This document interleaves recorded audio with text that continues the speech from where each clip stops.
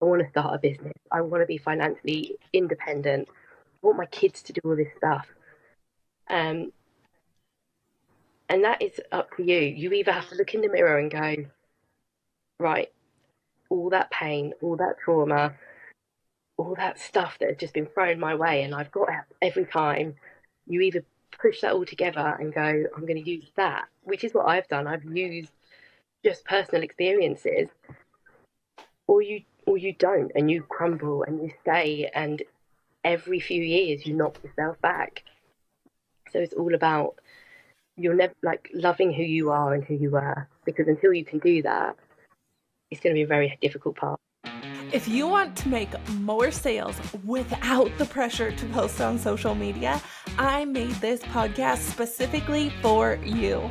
I'm Leslie Stevens, and this is the Not an Influencer, an Impact Maker podcast, where we talk about other organic marketing strategies to bring more clients into your online business and the stories of the incredible entrepreneurs who are using these strategies in their businesses every day to create success.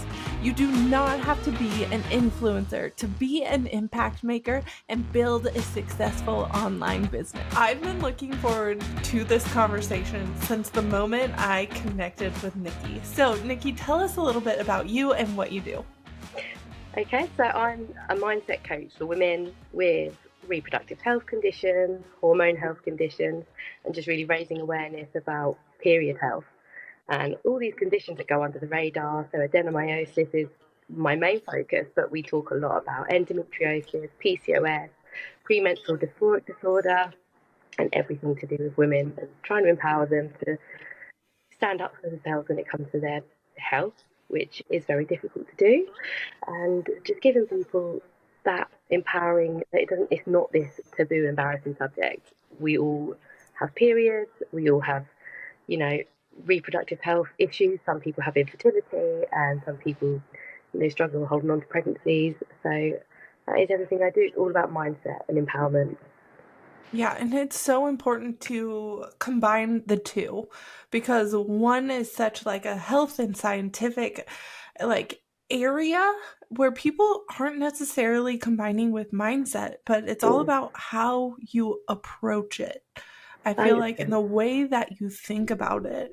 And I love that you talk about something that has been so taboo. It really has been. People are uncomfortable when you talk about it. People get so uncomfortable when you talk about periods or any like reproductive things that we all go through.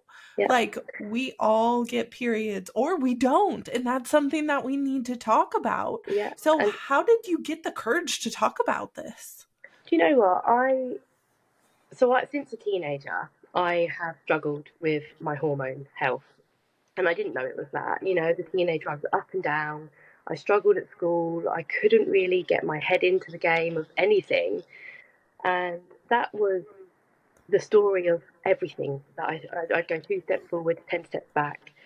Um, I had my oldest daughter when I was 18, so it was an unexpected gift, and best thing I've ever done. And when she was about 4 or 5 months old, I was 19, and I started to lose weight. And I actually remember saying to my mum, I feel like I'm going to get really unwell. Like, so I don't, when you just don't feel your body. And I was so in tune with my body at the time. And I said, I just feel something's wrong. And it took me, I went down to about 5 stone, and I was 19, so a year of bleeding to a point where I couldn't stand. I was bleeding blood clots. I mean, I was having to push like labour to get these blood clots out. I would open the cupboard, look at the food, and it would make me feel sick. Not even the smell of it, and I couldn't stand. I couldn't hold my daughter, um, and I was back and forth to the doctors, and I just kept being told, "You're too young for it to be anything. It can happen, but it's rare." And I remember being like, so it can happen. So I might be that person. Not listening. I kept being sent for HCG blood tests because they were like, "You're of pregnancy age," and I was like, "Not pregnant. I'm on my own. Like, help me." Um, and one morning I collapsed and I hemorrhaged, and my best friend was actually coming around that day and had a key and found me on the stairs. And when by the time I got to the hospital, they said I was about 10 to 15 minutes away from passing away because of the blood loss. And they finally scanned me, and I had a tumour on my left ovary, which has twisted the ovary. So that was what the pain I was in. And I remember I just wanted them to just do something. But I remember saying to the consultant, because he was like, look, I might have to go in and remove everything. They did a test called CA125, which is what can tell if you've got ovarian cancer. And my numbers were so high. We had a phone call to come in, and I remember him. He's one of the top sort of cancer surgeons where I live. And he sat us down, he spoke to my mum, and I was sat there at 19 with my baby, and my mum was like, no, it's her. And his face just dropped, and he said, I'm treating this as ovarian cancer. It's an emergency. You need to be in surgery in the next week.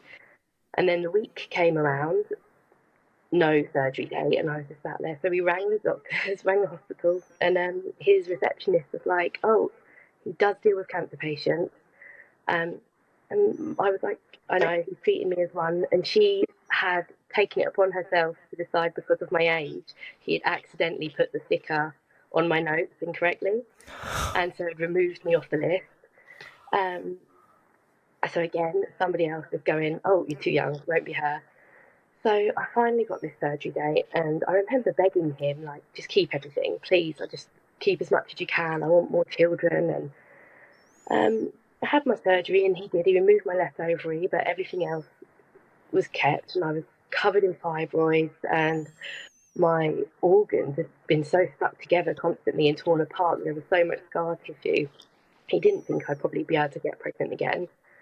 And I walked away from that surgery, and that was it. I had no follow-up. I was left, it was very much like, off you go, you're young. And over the next 10 years, I have got 2 other daughters now, but we had 7 miscarriages in between the girls.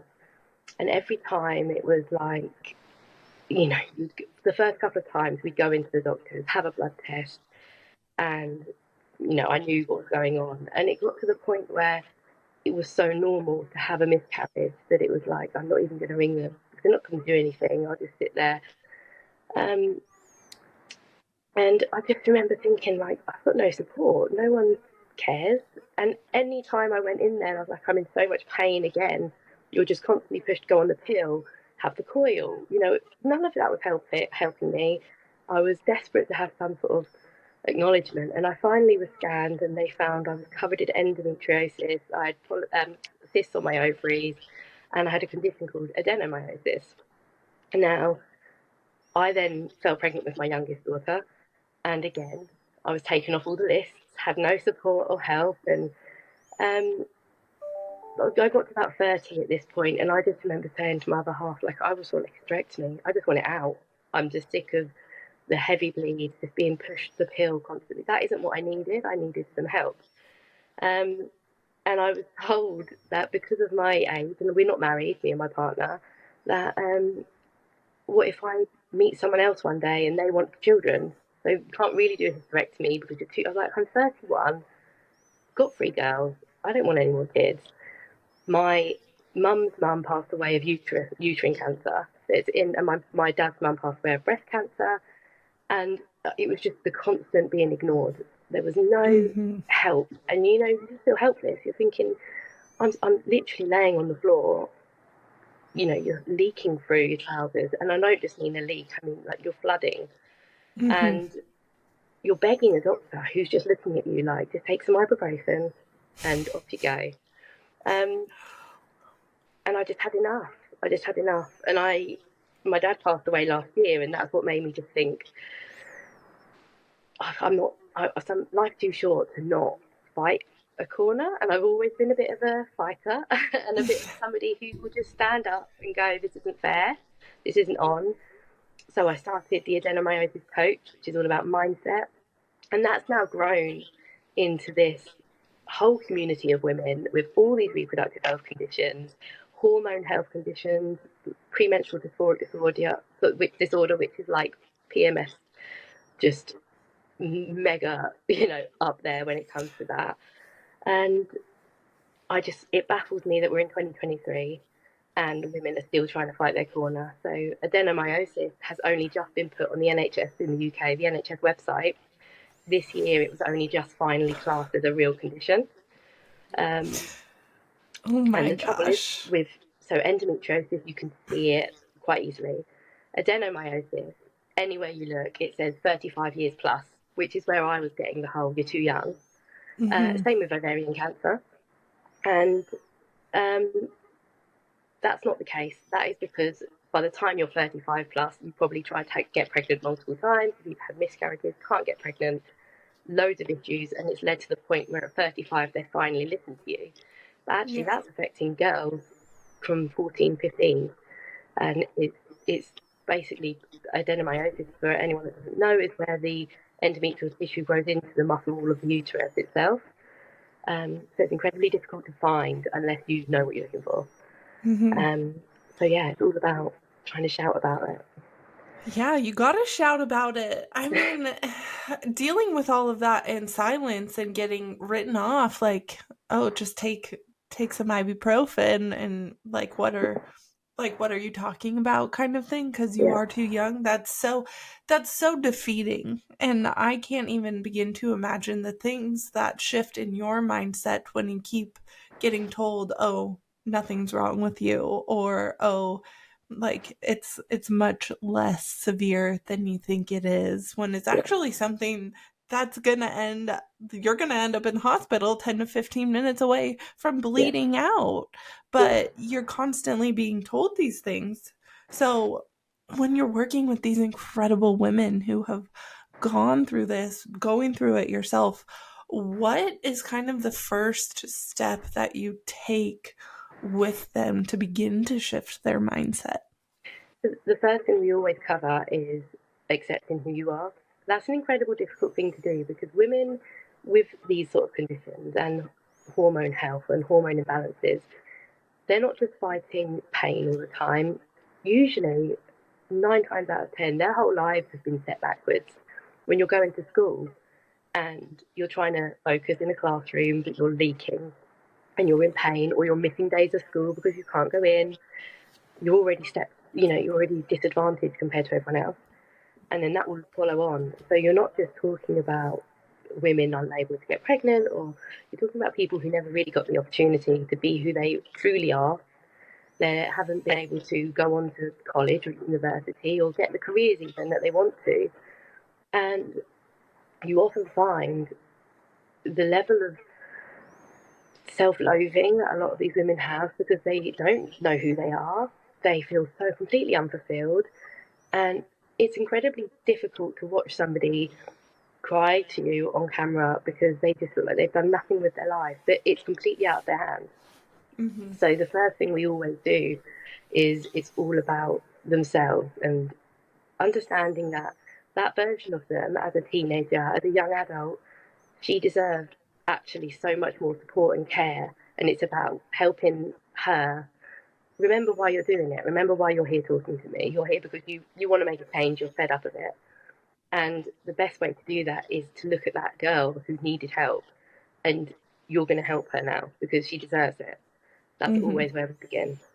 Mm-hmm. And it's so important that you acknowledge that, like, it's not only like point A to point B, like not being able to get pregnant or having reproductive issues or PMS to an extreme degree. Like it's not just all of those things. Like it impacts the way you're able to go to school. It impacts Mm, your relationships. It impacts your learning, your career, like so many different aspects of your life that yeah, are impacted by this thing that people are saying or downplaying so much in your life. So yeah. I am so impressed that you have taken it upon yourself to go out there and support these women like this. So I know that you really got the courage to start this out of like your father passing and being Mm. ready to like make a move and make this life for yourself. How did you go about starting to communicate this message and starting to connect with these other women to build this community? So I mean, really, I've only been doing this about 2 years now, and when I started, it's scary. You always worry about what everyone's going to think, and I remember thinking, like, the mums on the school run. If I share this story, the mums on the school run, what are they going to think? Or what's that person that I once knew at school? What are they going to think? That stops lots of people from actually pushing forward with anything they want to do, whether it's something this personal or just starting any business. Mm-hmm. That's a really hard mindset shift. And Yes. I think sometimes when it comes to somebody passing away very suddenly and having that's a real shock to the system. And I just thought, you know what? I don't care. I don't care anymore. Life is too short for me to plod through. I had a story to tell, and I've always been a bit of a, you know, I've always been quite truthful and open and honest. And I'm very much, there are going to be people that don't like what you've got to say. And I've come across that, not just men. A lot of women do not like you talking about periods.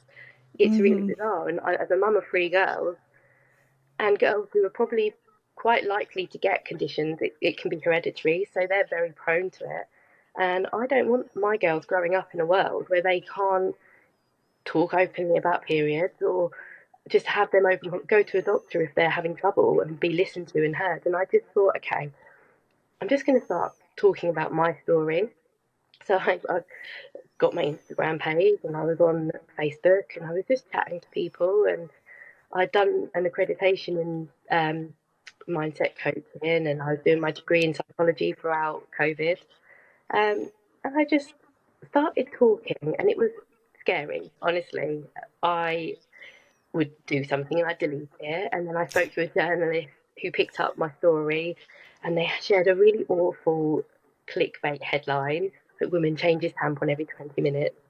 And I turned my phone off and I didn't look at my phone for 2 weeks because I was like, oh my God, everyone's going to see that. And I felt embarrassed. And then afterwards, I just thought, no, this is why I'm doing this, because Mm-hmm. this shouldn't be embarrassing. This is a real serious health condition.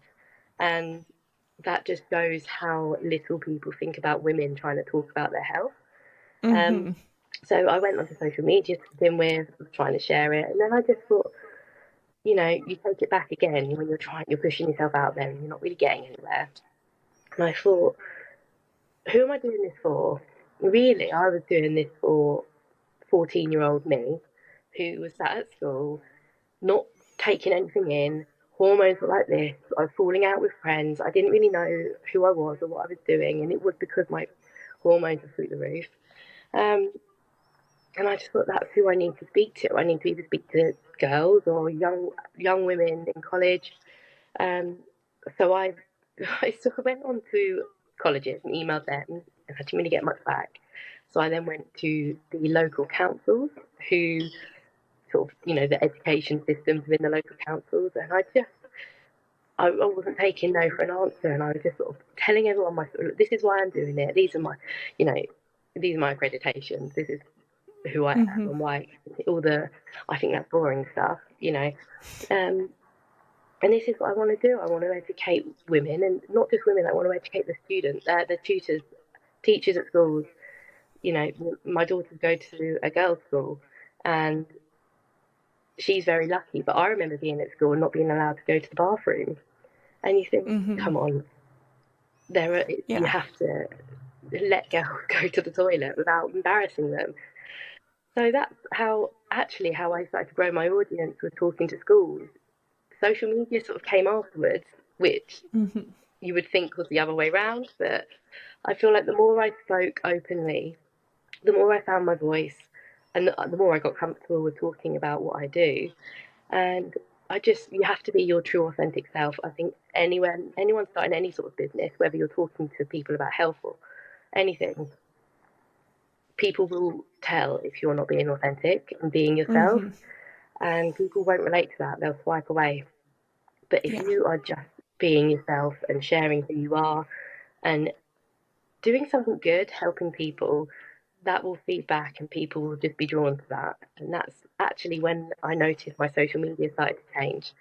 Um, so it wasn't the route that I thought it would be. I thought, you go on Instagram, do a few posts and it'd be fantastic. But actually, it was physically speaking to people. Isn't that funny? I feel like we are all now in this world where we think we can just like post it on Instagram and we're good to go. Like, I've started my business. This is my message. This is Yeah, how it goes. But it all comes down to talking to people and yeah, having conversations. And I love how you reflected back and you were like, who did I need at what point in my life? And then you went directly to them yeah, where you already know where they are, where they need the most support, and the people who need to be informed about this is a reality that people deal with. And a lot of the times, unfortunately, with this stuff, you don't know until you know. yeah, And but you made sure they knew. yeah, And I think that's incredible because those people needed somebody with a voice who was willing to put themselves out there and do the scary thing so yeah, that they didn't have to feel the way that you felt. And I think that's the biggest thing that we miss in business is that yes, it's scary. It's mm. absolutely scary putting yourself out there. Yes, you will be judged, Oh yeah, but think about the impact that you're making when oh you are yeah, going out there and providing the service that changes people's lives. And yeah, when you take that perspective, that's where that like relentless energy comes from, being like, I am not taking no for an answer because they need to know this. And then you allowed that to translate into your social media, which I believe is the correct way to do it. I always say people are building their businesses backwards now yeah, because we're trying to post and shout out to the world, but we're not exactly clear yet on what our message is and how to communicate it so that it really connects with people. But you went directly to the people you knew you could connect with, yeah, and you refined that and you allowed it to translate onto then your social platform where it's so hard to translate your real, genuine, authentic energy. And that just made it so much easier for you. And I love that you did it. And it was in a beautiful way. And it was kind of like in a more, I wouldn't say easy, because I think it's very difficult to go out there and speak in front of yeah, people as well. But a way that people were very receptive to because you're real. yeah, Do you feel like it made that easier for you as well? yeah. 100. When you know what? When you accept yourself, everyone else will. The doors will open that you don't even realize. And this is one thing I speak with my ladies about all the time. You have to feel everything. You can't put that wall up and go, okay, fine, I'm dealing with this pain here, but I'm going to put on a face and I'm going to trot off and pretend. People will spot you. You might get away with it for a bit, but people will find you out. And I always say, until you're going to really be your authentic self and really find success, you have to deal with so many things. And we talk about, you know, feelings and pain and turning pain into power. And you have to feel that. And whether that means doing the door drop, I've done it, you know, when you do the door drop cry and you really feel it. A lot of people shut that away and don't allow themselves to grieve so many different things, whether that's grieving your education that you wish you'd done better at, or grieving the life you wish you'd had, the careers you wish you had, the decisions that you made that maybe sent you on a different path. Everything you decided to do once upon a time was the right thing at that time. That's what you felt was right. So you have to always forgive yourself for that. And when you're going into business, unless you're being your true authentic self, I don't feel that success is the easiest thing to come across. But if you can go to bed at night and go, God, everything I did today, I felt, I believed in, you can come at me with, I don't agree with what you're saying, but it's true to myself and I'll have an answer back for that. And not everyone has to like you. Mm-hmm. And it's a very, if you try and please everyone, you're going to please nobody. So when it Exactly. comes to your business, you have to just be yourself before you can do anything. And I think authentic has turned into a very, like, I would say, trendy thing to talk about Mm. in terms of like marketing and things like that. I think it's very difficult to be authentic and to Yeah, yeah, come off authentically, especially on a virtual platform. And I love that you talk about this with your clients because you come off very authentically. That's something that drew me to you specifically and caused me to reach out to you because you can tell. You yeah, can tell when people are being authentic. And it's okay to get your feet wet, try things, have them not work out, have things come out weird and not right, like while you're learning. But allowing yourself that space, like you said, allowing yourself to grieve parts that maybe you wish you would have had of your life, or like just allowing yourself space to yeah, figure out who you are. I think especially in business, we try and like go so hard, so fast. We want to create this success and make this impact, and we want to make sure we're checking off all the boxes and not getting too emotionally involved and like all of these things that we assume we have to do. And we're like, okay, check the boxes, follow the path. yeah. And we can lose ourselves so easily in that. And it's not until you take a step back and you look at, okay, what do I really need to share? What Mm. is the message? What is the impact I really need to make? Who am I Yeah. to deliver this? And it's that step back, it's that space, it's that allowing yourself to feel all of the feelings and being real about it that brings out that magic, and nobody talks about it. And I think that's the scariest thing, isn't it? Because if you are being completely authentic and people reject you, they're rejecting you, like really Mm-hmm. you. They're not rejecting the person that's like, hey guys. Um, Yeah. and I've done it all. I've done the TikTok dances. I've done, the reels. I've done so many things that I thought was the right way. Mm-hmm. And again, I look back at myself as a teenager. That girl deserved so much more love and care than I ever gave her. And I was so hard on her because I just didn't fit in. That was a hormone imbalance. I was diagnosed with premenstrual dysphoric disorder very recently, like last year, and everything made so much sense. And I Mm-hmm. remember my finger was on that self destruct button more often than not. Um, Mm-hmm. and I used to get so angry with myself. I used to think, God, you've got all this good stuff going on. What are you doing? I left school at 14. I ran away from home. I was really, I sort of ruined so many opportunities. And I remember I put myself back into school at 16 because I was like, I have to get my PCSEs. And then I did, and I got B's and C's in 6 months. And I remember thinking, God, if I'd done it for the last 2 years, like everyone else, what could I have done? And then I was hard on myself about that. And then I had my daughter at 18. Again, that gave me stumbling blocks, and I was working 3 jobs to put her into nursery so I could go to work, and one job that was just to pay for her nursery so I could put her into nursery to go. It was crazy, and I spent a lot of time doing a lot of soul searching and healing, and there's not enough spoken about healing the people you once were, childhood. And trauma can be anything. It could be, real trauma, real neglect, or it can be self trauma that you've inflicted. I was a party girl, 17, life, whatever. I was out doing, I didn't care about anything. Um, and I think I had to really do some soul searching. And I had this fire. I always pushed myself.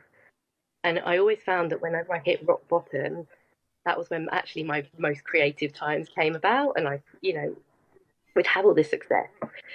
But you can't do it on your own. You do have to get the help. You do have to speak to doctors.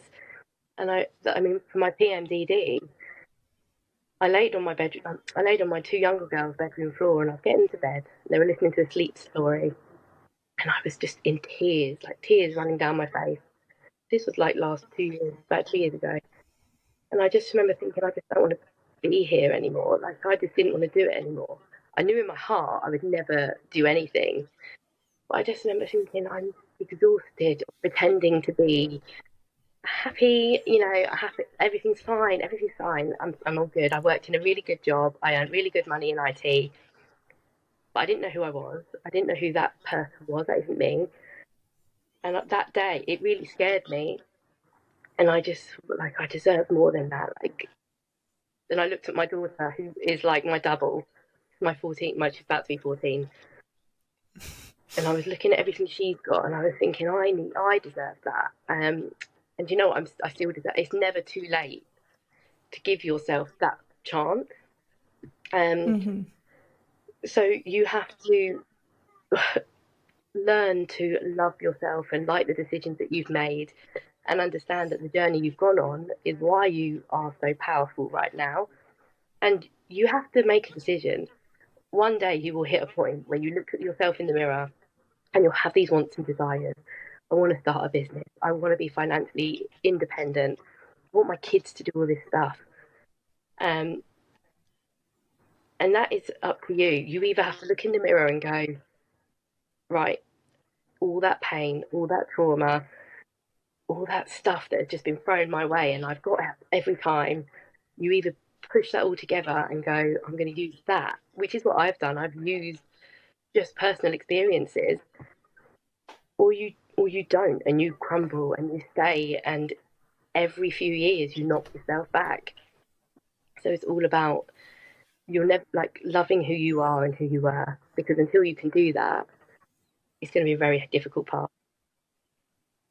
And you can always start to begin to love yourself. So if you feel like you're at one of those points where you're just like, I can't do this anymore, or I don't want to be here, or I don't want to do this, that's your opportunity to take that one step or make that one mental shift, or reach out to that one person who you might be able to talk to. Yeah. Like, that gives you an opportunity. That does not mean things are over or you're stuck or anything. Like, you are never stuck. I think that's something that we perpetuate in our head, like, oh, I'm gonna be like this forever, or I'm gonna go through this forever, and things like that. And I know that's why you do what you do, because you want to show those other women that, yes, you may be dealing with these very difficult things, and yes, you may be fighting for your voice and your health care